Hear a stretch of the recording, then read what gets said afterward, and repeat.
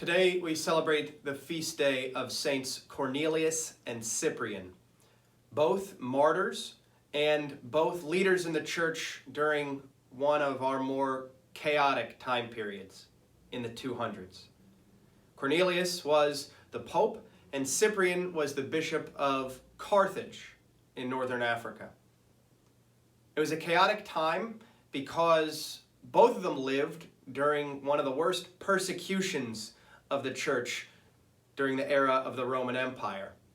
And they had to navigate what to do after the persecution. Here's what I mean by that. Roman officials went around to all people, but especially Christians in northern Africa, and demanded that they make sacrifices to pagan idols or be tortured and killed. Now, a lot of Christians kind of paid off the officials, and some actually went ahead and made the sacrifices.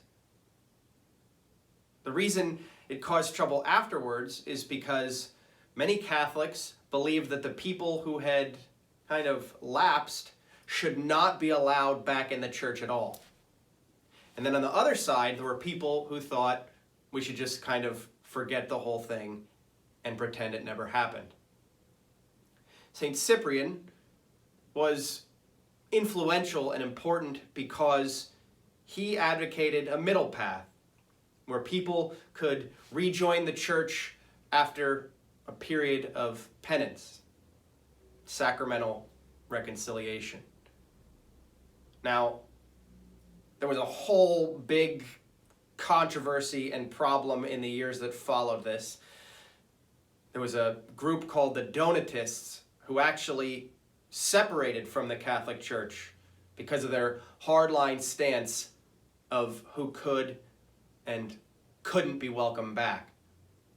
Really, the problem wasn't solved until about 100 years later with the great Saint Augustine, also a bishop in northern Africa. One of the lessons I think it's so important to take from this era in our history is something that we take for granted as Catholics, or maybe even don't take advantage of: the sacrament of penance. Such a beautiful and foundational part of our faith, where God welcomes his children back into his loving embrace. As we celebrate these two great saints today, maybe head to the sacrament of penance, especially if you haven't been there in a while. What an opportunity to celebrate and receive the love of our God through his church.